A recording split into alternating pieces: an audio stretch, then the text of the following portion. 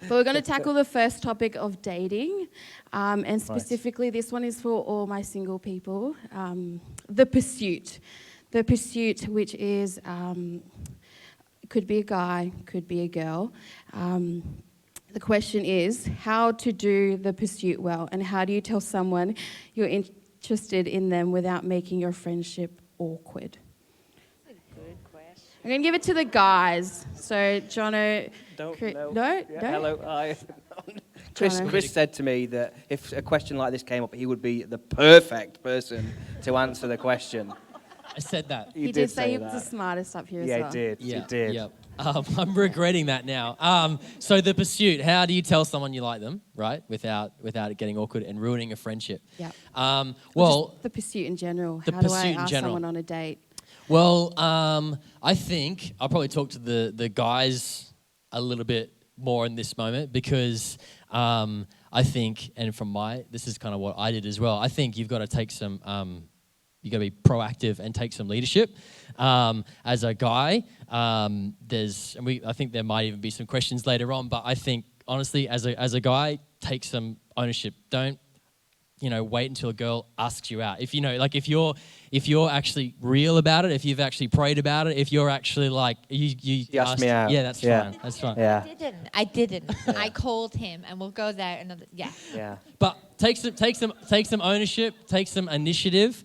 So for Beck and I, we grew up in the same church together, and we were like friends. Like we were sort of like leading in the same areas, all of that. But I came to a moment where it was like, I actually think, don't just like, oh, maybe I've got some kind of feelings, I'm not too sure. Kind of be sure about it, pray about it, ask, your leaders and get some wisdom on it and get some insight on it. But if you're real about it, if you're actually like, go for it. And don't, worry, oh, but what happens if the friendship, it's like, it'll probably be right. If you've got a good friendship, it'll last that. And if she says no, hopefully you're strong enough anyway in your identity that doesn't rock you. And so I remember I said to Beck, I was like, I see a future with you. I really like you. And, no pressure, but if you want, this is basically the words. I'm very choleric. This is basically how it went. No pressure, but I see a future with you, and I would like to, pursue a relationship with you, and I'd love for you to be my girlfriend. Will you be my girlfriend? And she said yes, but I that was a good one. So I actually think like I can only really speak to the guys on that angle maybe, but actually if you've sought wisdom, if you're actually it's not saying it's a done deal, right? Because that's what kind of dating is. Sometimes you're like, actually, no, that's not great. But take some ownership, take some initiative and do it. Yep. Totally. The next question is for you, Nick. I promise I put Nick on this one. It said, can I make the move as a girl? And I'm not asking for myself. Of course you can. It got sent in, I promise. Yeah. It got sent in. If he's hot, yeah. Right, so if he's hot There and it he loves is. Jesus, then go for it. That's for me. Yeah, of course you can. Of course you can. Like, obviously, everything what Chris said, like, but for the girl, I reckon that there's two key things. If he loves Jesus and he's following Jesus with all of his heart and he inspires you to chase after Jesus, then in my opinion, that is the most attractive thing ever. And for me, when I called Johnny, so we were in the same youth. We were just really, really good friends, weren't we? Yeah. And I obviously got feelings for him, and I thought he had the same feelings for me. So I spoke to my youth leader, and she said, just give him a call and just see where you stand. So this night I called him, and I'm like, so what if, and I was fluttering around a little bit, and he says, so can I talk first? I'm like, yeah, sure you can. I'm like, this is it. That was great. This is it. And then he actually says to me, oh, Nick, I actually like that girl in your Connect group. What do I do about it? I was just testing you. To this babe. very day, Yes. he actually says it was a test to see my reaction. And I was like, are you kidding me? So on the other end of the phone, I'm like, do you know what? If you like her, you go for it. And then I put the phone down and I was crying. I'm like, oh my gosh. Yeah, you broke my you know what, heart. babe? In front of everybody here, let me just say, Yeah, go on. I am not sorry. Yeah, I didn't think you would be. But then, Sorry. I am. I love you, babe. I know you do. Yeah. And then, literally 6 months later, we were just really good friends. And I just like, God, I really believe he's the one I'm meant to be with. And then 6 months later, we were still just really, really good friends. And I give him a call, and we got talking, and I just said, the next person I date, I'll marry them. And he said, oh, I guess we'll end up getting married then.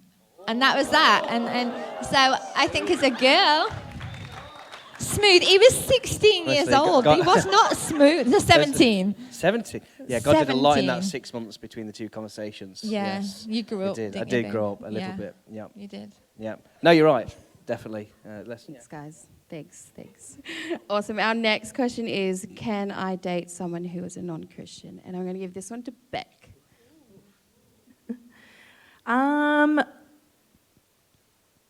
Yes, you can, technically, but whether it's a good idea, I think, is a whole other question.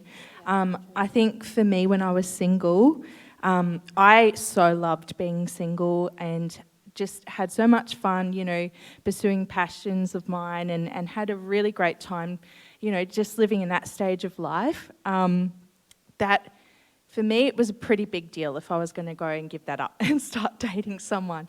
And it was really important to me that they would have the same core values. They could have different interests to me. They could be into totally different hobbies and all sorts of things, but the really big stuff had to be aligned. And for me, I love the house of God. I love Jesus. It was a no-brainer that anyone I would date would have to have the same as me. And I just think as well, like even in a really good, awesome relationship, you're going to come up against challenges.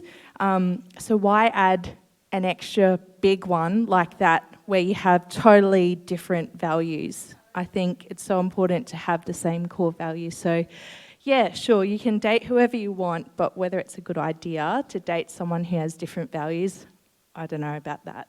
Yeah. Oh, that was great. That was not a me question either. I just feel like, anyways. Asking for a friend. Yeah, I'm asking for a friend. I'm representing. Who's Marina's friend? Yeah.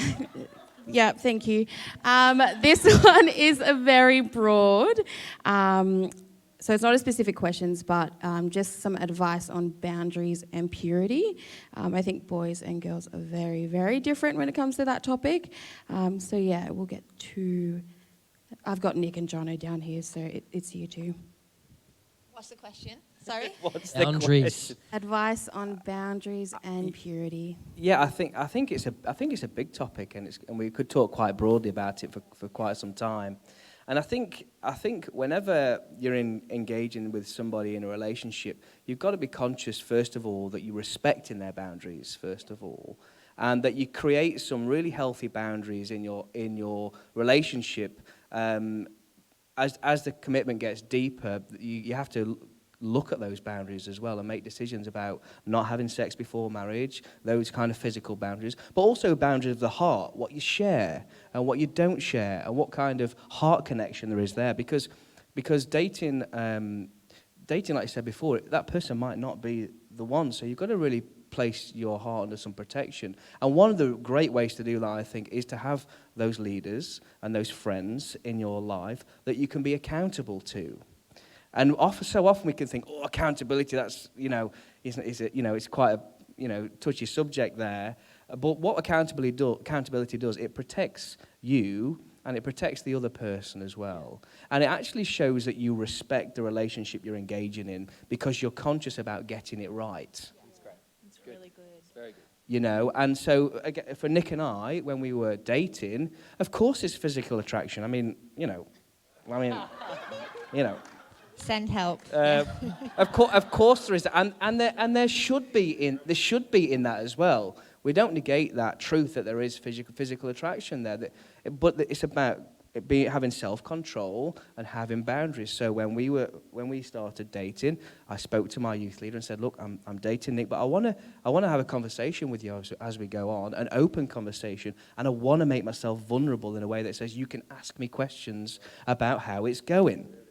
Because so often we think accountability is about somebody waving the finger and pointing out the error. But actually, for me, the responsibility of accountability is on the person that wants it, to step out into it. And I think that shows a maturity in your character as well. Totally. I mean, there's loads. That's just, for me, that's one really important point, but there's loads that you could go into. I think for me, the key thing is when you're dating, boundaries, it's all about the decisions you make. So where are you going to position yourselves? For example, we put boundaries in where we actually got engaged and we bought our house a year before we got married. Right. So Johnny lived there with a housemate, and we never called it, with our language, our house. It was Johnny's house, because I didn't live there. It was Johnny's house until we got married. And that was a deliberate decision because it wasn't our home. Yep. He was living there with our friend because it wasn't our married home. We made a deliberate decision not to call it our home. We made a decision that we would never go back to that house before we got married on our own. It's an empty house. No one's coming home. Of course, why would we position ourselves in a place that we could overstep boundaries? So making decisions, like we wouldn't sit in the car together after about 11 at night, did we? 11 o'clock? Because you were in my taxi at that time. Yeah, he couldn't drive, so I was personal at that taxi. time. So we were coming to and fro from events a lot of the time. Eh? Yeah. But when you're tired, your guard's down. So you need to position yourself where you respect your boundaries. So at 11:30 at night, we don't text anymore. 11:30, you're out of my car. Whatever time you set, it protects yourself. And also, if you know the house, if you go to your parents' house and no one's in, stay downstairs.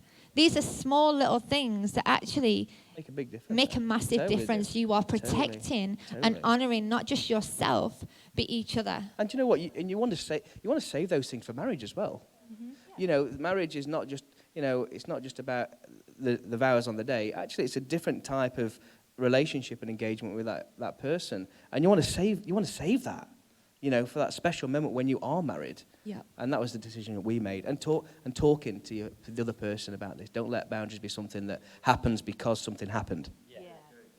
Very good. Really good. Very good. Because, that's a lot more difficult to rewind boundaries and to re-put the stakes in the ground. So have that conversation. And I think either the girl or the boy can talk about the boundaries, but be strong in that.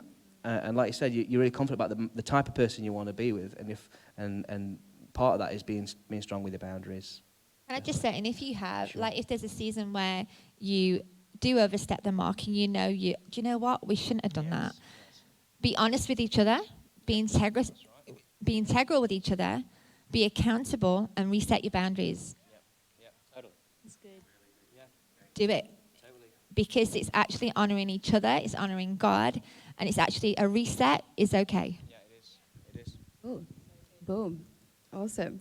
Our last question on dating is deal-breaking moments. When to walk away from relationships, and when do you need to break up? Christopher. Me. Yeah. That whole time I was like, Beck. Oh, Beck. Haven't dated anyone else, so I know, I'm the only one. How special am that. I? Wow, first kiss, first boyfriend. This guy, so blessed. So the question was deal-breaking moments. When to walk away from relationships, and when do you know you need to break up? Yeah. I think it's a really great conversation. I think if you've got good communication from the start, if you try and get that happening, then that helps with things, to really be open and honest throughout it. Accountability, talking with your leaders, all of that kind of helps in the big picture. And I think probably at the beginning of all of that is trying to do the groundwork beforehand. That's what I love about church, is that you don't have to date somebody to get to know somebody.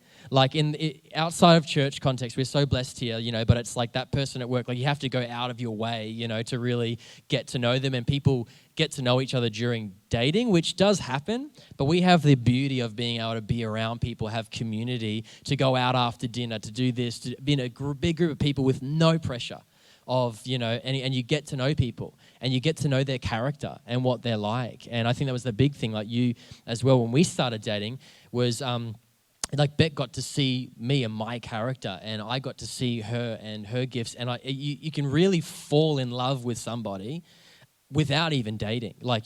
I saw Beck and I was like, wow, this, and I really got to see all those incredible things, and we hadn't even started dating yet. Honestly, our longest conversation was on our first date. Straight up. So we were around each other, but even with that, we knew so much about each other. And so I think you can do a lot of the work beforehand. And but there are, I think, those deal breakers, you can find out that beforehand, you know.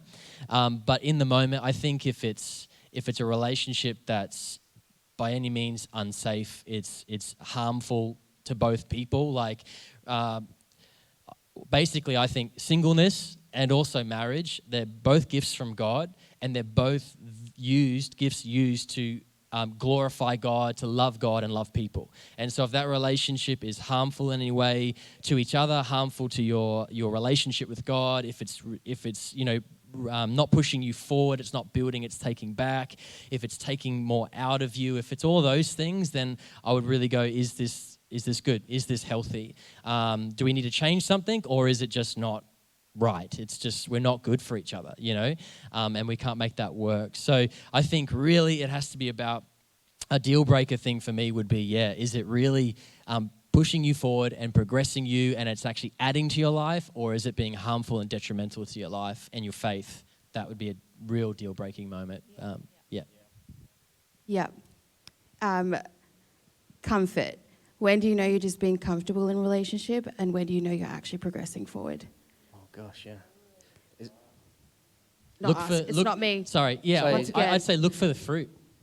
Ask and look for the fruit, and ask, can you see the fruit, and can other people see the fruit? I was in a relationship once, and literally what my leader said, this is unhealthy, and I didn't want to see it, but they did see it, and they said, and then when I actually had a look and I actually prayed, I was like, that's actually not, like, there's no fruit. So I think, is there fruit? Our whole life, our faith, it's based on looking for fruit and looking for growth. And if there is no fruit, then it's not progressing. And again, that can be worked on. Maybe it needs to be worked on, or maybe sometimes it's not actually right. But look for the fruit. That's how you'd know if you're comfortable. Yeah, and like comfortable it can often mean that you've made the relationship about you. You know, because you're looking for your comfort and how it is for you and what it feels like for you. I think that's really important as well, that we go back to why we engaged in that relationship, and in our heart, Nick and I, for each other, that we push each other forward, that our relationship isn't ultimately about what I get out of it. It's about how I push Nick forward and everything that God's got for her. And so comfortable can often be because we've made it about ourselves. Yes. Thanks. Great segue. So when you break up, you become single. So we're going to we're going to tackle this topic of singleness. It's going to be good. Beck, how do we do it well? How do those out there do singleness well? I think recognizing that singleness, whether it's something that you're called to for life or just for a season, is actually a gift.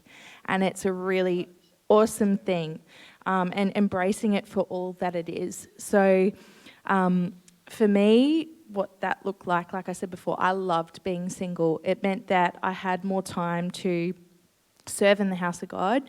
It meant I had more time with my friends, and it could pursue different dreams and try out different things. So I would say those are some really good things to do as a single person, is just those dreams in your heart, pursue them with all you've got, because you've got more time to do it.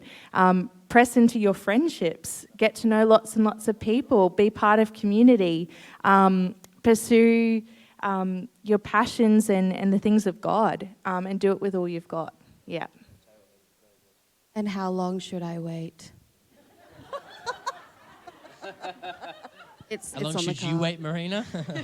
I've been waiting. Too protective. You're going to wait for a long time. I actually dated a guy before Johnny. And I did. Sorry, babe. No, I knew that. You did. And we were actually really, really great friends. And we genuinely, I adored him and he adored me. And we were at youth camp, and God clearly spoke to us both about splitting up. And then we didn't want to. We both sat and cried and cried and cried. But the reality of it, the fruit wasn't great. We were not great honouring each other's boundaries, and it was distracting me massively, even from reading my Bible. If there was a choice, call him or read my Bible, I'd call him. Of course I would. And actually, that's not what God wanted for my life or for his life. So we had a conversation, and we split up. And I stayed really, really good friends, still on the same team together. But what I did in that, I said, God, I could have had a relationship with him. I had that. It was incredible. We adored each other. But actually, God, my heart is to pursue you with everything I've got. I want you to be the lover of my soul. I want you to be my best friend. I want you to give me everything that I was getting from him. I need you to supply in my life. I need you to tell me that I'm beautiful. I need you to build up my self-esteem, because right now I don't feel like I've got any. And in that moment, I made a decision that I would pursue heaven. And I wouldn't actually actively look for a boyfriend. I would just get on, I'd serve, be in the house of God, and concentrate on pursuing Jesus before anything else. And in that season, I think there's about 4 years until Johnny's family came into church. And I wasn't looking for a boyfriend. I had an idea. I'm like, do you know what, God? When I meet a man, this is what I want. Bang, bang, bang. And but actually, my heart was to position myself where I could grow in Jesus. And that, for me, was about 4.5 years before I met Johnny. So, yeah. Love that. Is there the one? And how do I know if someone is the one? I just feel like this feels like I'm asking it for myself, and it's not the case. Is there... I promise. That's a big question. You know, is there the one? And I think, I don't know, you know, I'll get back to you. It's like my disclaimer there, I'll get back to you. But I think the way I see it is that you make a decision that that person is the one. Yes, right. And what that might mean for you is a place of change or sacrifice of some of yourself, or a giving of yourself. Because I think when you step over the threshold of commitment with somebody, there is a give and take that happens. No compromise on value, but you start to embrace that person's what they like to do, what their passions are, and so you make a decision to embrace that person as they are, and you make a choice that they are the one. Because after making that choice, then everything else follows. You know, you're setting the priority then. That they are the priority in your life. Yeah, so I guess that's my short answer on it. But yeah, it's definitely a decision, I think. Yep. Yep. Yeah, and I think it's a decision that, like, I keep making. And in a marriage, and after 16 years, and, yeah. you know, 30, 40, 50 years, the incredible marriages in this church, you keep making. Shout out to the Herbertsons the Coxes at their wedding.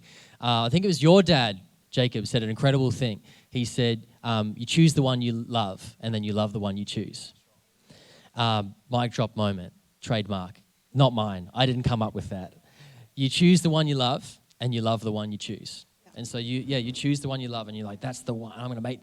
But then you make them you want, and you keep choosing them every day. That they're the one that I'm going to love above all, to the exception of all others, as you say in your vows. You know, they're the one I'm going to love. So Totally. Some days you have to choose to love them, because some days they literally drive you insane. And I can say to Johnny, baby, this is a day that I am choosing to love you. It's a choice today. Oh, we do have a bit of a joke, which is like Sorry. you know, I don't like you at the moment, but I do Choosing love to you. love you right You now. know, and we have those moments. It's like, You always like me. You always no. You said No. it wrong, because you should always like me.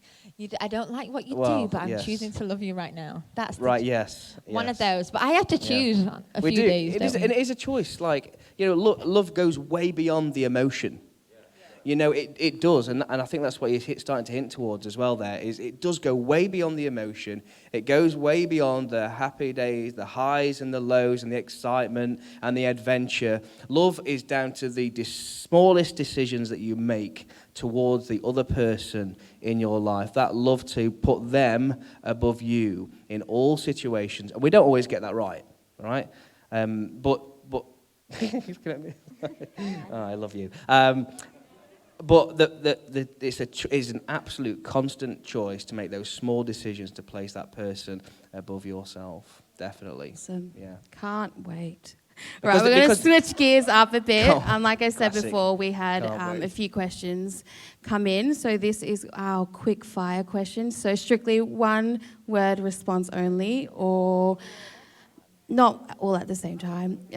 Maybe max 5, depending on the question. So yeah, I'll shoot the question out, pick, fight amongst each other. Yeah, first question. Why do all men marry up? This one's from me.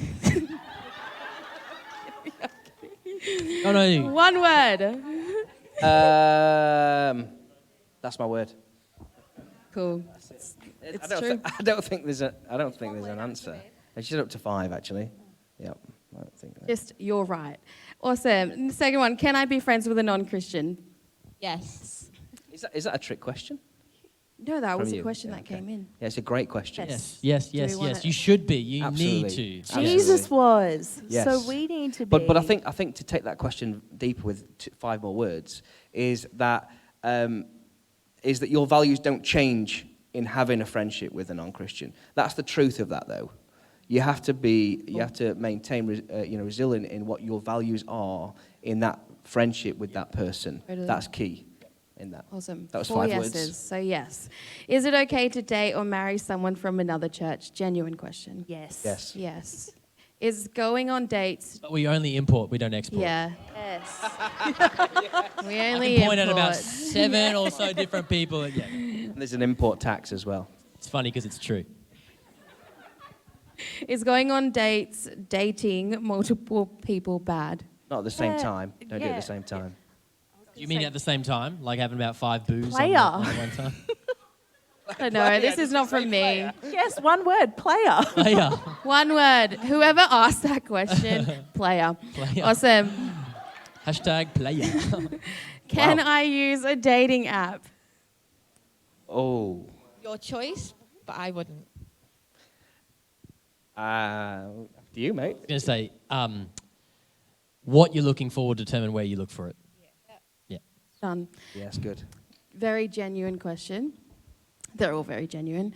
Can I go on The Bachelor or Love Island? No. Why? Would be so much Why? entertainment. Choose Survivor. Go on Survivor instead.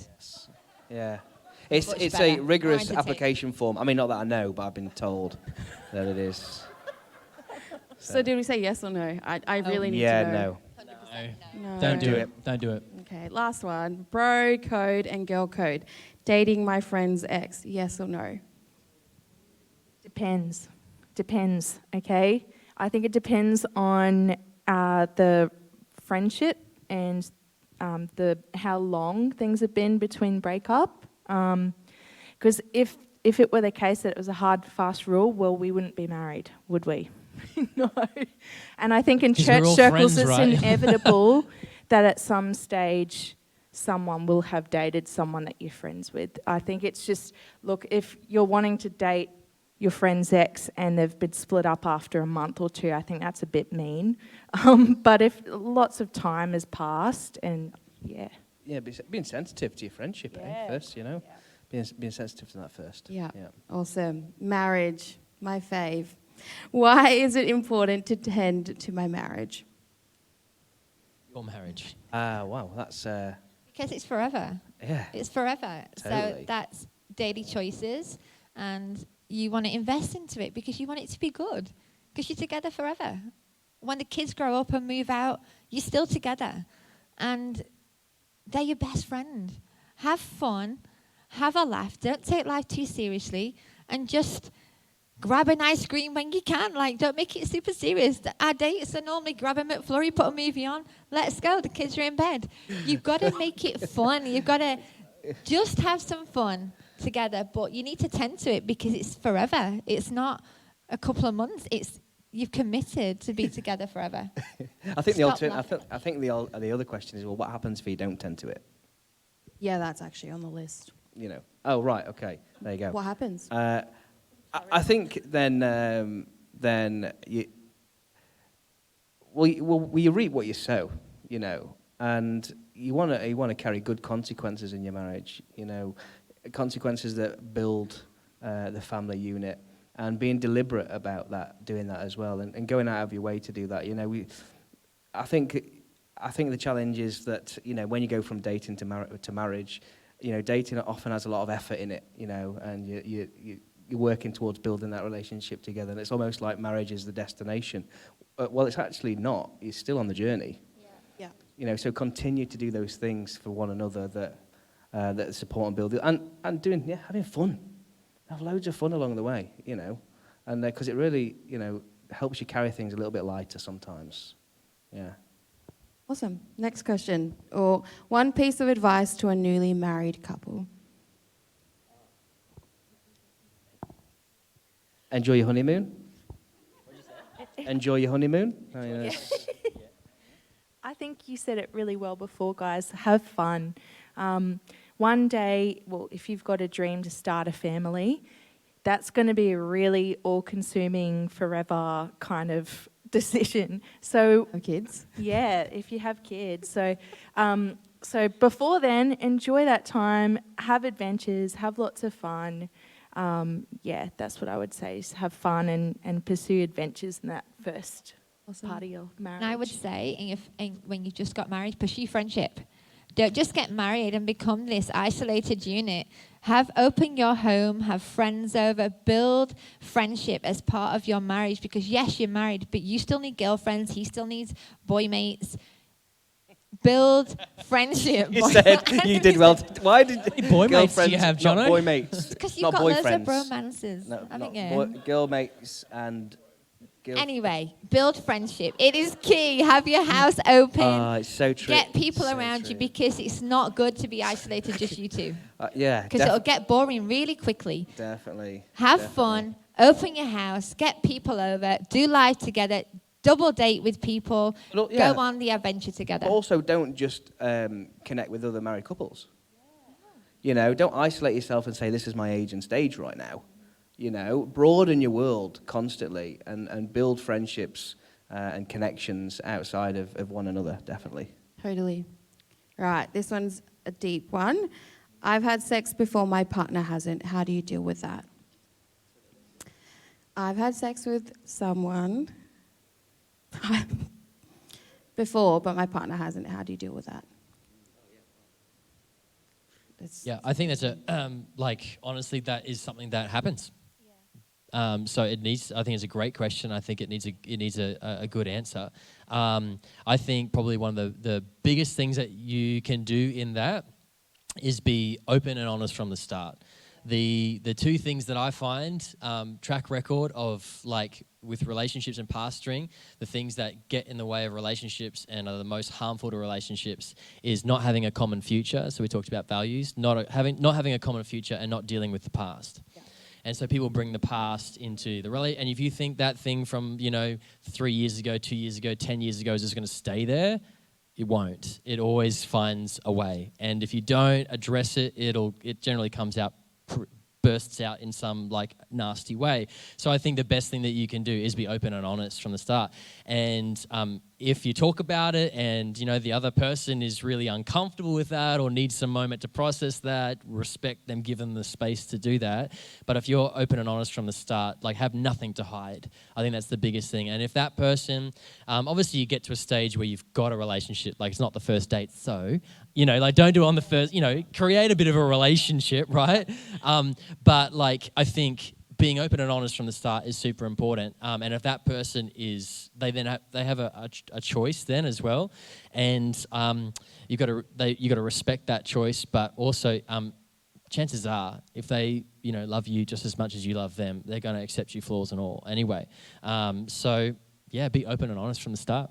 And I think as well, if you're the person in that position where you have stuffed up in your past, make sure you get prayer and get some ministry to actually deal with that stuff. Don't just try and walk through that by yourself. Go and talk to a leader or someone you trust and get prayer and deal with that stuff. Ideally, you do that before you're going into any kind of relationship so that you've cut ties with the past. And that way you can walk free into your next relationship. Yeah. Totally. I like this one. What does the Bible mean, wives, submit to your husbands?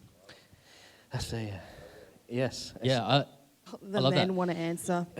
yeah. Because gonna here's say the after- thing. after- Here's the, Let them have a try. Yeah, Go on, let us boys. have a try. And then I think because it's an interesting question, because so many people, when they ask that, there's so much stuff behind that. So it's kind of hard to like address it for each individual person here. The Bible is super clear that the husband is the head of the wife, as Jesus is the head of his church. It's there. So, but when Paul's saying that, I think the actual idea of biblical submission really is dependent on biblical headship. So if that just, it went quiet for a second. So I'm like, I don't know if I said it wrong or I swore, because there was the word ship in there. Yeah. No, you definitely said ship. So Yeah.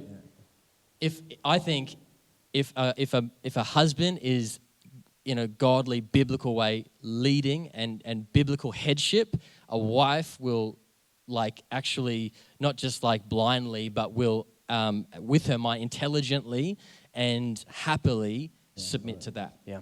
100%. So I think it's dependent. And again, that doesn't mean in every case that like if I'm going to lead Beck astray or lead Beck into sin or lead Beck in a wrong way, that she just needs to submit. That's not what it says at all. It's all based on actual biblical headship. And if that's happening, then a wife, that generally what will happen, and from experience, is a wife will happily submit to that. But also in that, what we found is although that I might be the head and I might be leading, and sometimes very rarely we haven't seen eye to eye on something, and Beck will go, I trust you, and I'm going to default to what you have to say. But also in that, I've also gone, no, actually, I will actually go with what you said. And even if we haven't disagreed, just because I might be the head doesn't mean I make all the decisions and I do everything and you do it my way and this is what I think and just go along. Part of headship and leadership is actually, it's more about taking initiative. So Beck looks after things and takes the lead on things in our relationship that I'm not good at and I don't have strength at, that she is. But I still take the initiative to lead in that and go, hey, let's do this. I'm not waiting, for Beck to just come up with all the ideas and this is what we're going to do and we should do this. Like, I'm taking ownership and initiative of our relationship. I'm caring for it, tending to it. But that doesn't mean I make every decision and it happens my way. But Yeah, totally. And I think, submit, I think often we get confused when we read that and think it's control as well. And often people get that conflicted that it's about control and wives, you will be controlled by your husband. It's absolutely not that at all. And I was, and it shouldn't be that either. I think I was thinking about this, and I've been asked this question before, and I think submit as well, the other word you can use in there, or alongside that, is the word that you mentioned before, which is trust. To wives to trust and to submit to your husbands. And what I mean by that is that Nicola trusts that I have her best in my heart. So that when she's submitting to me, what she's saying is, I know that whatever we're working through or processing, Jono has got the best for me or ahead of me. So that when we got married, Nicola knows that I will always place that as a priority and an importance. And to not get confused with control. But it's a trust thing about Nicola placing a trust in me. And you said before, the only thing you said different to us, that you said, you don't disagree often. We disagree often, don't we? On lots of things. Because we're very different people. We see things very We differently. see things very differently, yeah. So if we're going to Coles and Nicola says, get me like a treat, I'll buy the absolute opposite of the thing I like, knowing that will be the thing she wants. It's so strange how it works like that. Because, isn't it? It's true, eh? It's true. But it's not a bad thing. It's not. Because the unity comes in communicating together clearly and listening to one another to the very last word. There's loads in that. It's a big Awesome. question. Anything else? I think submitting, again, it's just simply trust. I trust him with my life, my future, my children, and the direction of our family. And there are times when Johnny is the accelerator and I'm the brake. And there's other times I'm the accelerator and he's the brake. It's a partnership. It's a teamwork. And it's trust. We trust each other. There's times when Johnny says, I think we should be doing this. And do you know what? I don't agree with you, babe, but I choose to trust you on this. And there's times when Johnny said, babe, this is it. I know, and this being in my heart, I'm like, do you know what, babe? I've heard from God, and that's not right. Let's talk again. And we talk, and it's like, actually, no, that's right. And it's about doing it together. We're a team. We do this thing together, but biblically, he's the leader of our house. And my job is to trust him with our family and our future.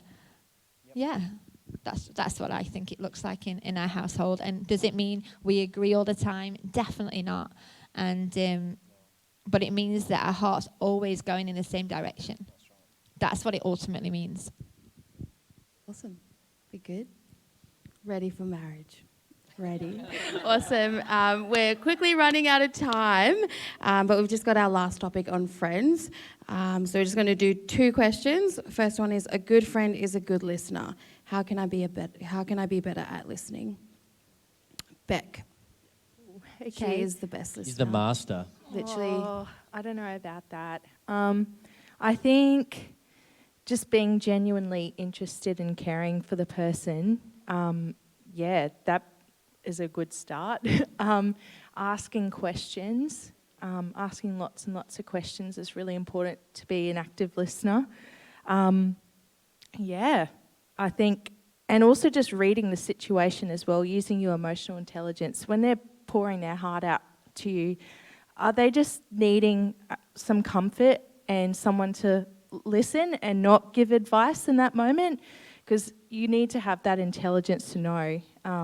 Because, sometimes being a good friend and a good listener is not necessarily listening and then adding in your 2-bit and all of that. That could be the worst thing that you do in that moment. Using some emotional intelligence, reading the situation, and, genuinely caring for that person. Really. I think one of the things that you do well, babe, and something that I've learned from Beck is if you're going to listen, you need to slow down. So that's something I've really, really learned. Like, if you're actually going to listen, you need to be slow enough to actually take stuff in, and just slow down everything else, slow down your mind, and be there and slow down. That's something that I've really learned from Beck too. Yeah. Awesome. Motive. Why you're listening, when you're to be a better friend and listening, it's your motive in your listening. Are you there to get something out of it for yourself? Or are you there 100%, as you said, to engage with that person and build them? Motive is really important when you're listening, because if your motive is not clear, or you've got running around what you want to say and how you want to say it and how you see it, it can really confuse the situation, like you said before, definitely. Yeah. Awesome. We're going to close off with this question. Do you think there's such a thing as toxic relationships, and how do you respond? Yes, there are. I think we're talking about fruit being really important in dating relationships, and it's the same with friendships as well. Like, is that friendship giving you life, or is it taking it from you? And I think, if you're around that person and they're constantly speaking negatively of others or of you, that's not very life-giving, is it? If, they're tearing you down, or, there's just bad fruit in their life, I think those are some alarm bells. But if you really care about the relationship, sometimes they're just blind spots in a person's life. They don't realise that, that's actually a problem. And one of the kindest things you can do as a friend, prayerfully, is actually bring it to their attention and see what they do. And hopefully they, hear your heart and they address that issue. But if they don't listen and they're like, stuff ya, and they don't care, I think that's a pretty good sign that, okay, well, I've really tried. I wanted to do something good here in this relationship, and it's just not going anywhere. Probably time to give some distance or walk away. Yeah. Cool. I think it's also super important that, toxic people aren't toxic forever. Like, we have to actually allow them to grow. And like Beck was saying, like, if it's a character thing, like, bring it up with them. That's it. And I think that's what leads to, like, cancelling people out, cancel culture, which is not cool. Well, Not cool. cancel culture is a mission of love. Something we say, and we've given people advice in these situations, is that you can withdraw your time, but never withdraw your love. Because that's what we're called to do, isn't it? We're called to love people. So in toxic relationships, absolutely, you can withdraw time, withdraw the energy and the investment, but never withdraw your love towards that person, because that's the bridge back to restoration. And it's the bridge back to like exactly what you're saying there, is that you're believing and you're praying for change in them, when there might be a moment in time where you can step back into that world and reconcile that relationship together. And you cannot do that through cancel, which is an omission of love. Well done, Jono. Done. And that's it from us. From me as well. You'll never see me up here ever again. But it has been fun. Thanks everyone for sending in your questions and listening to all that was happening up here.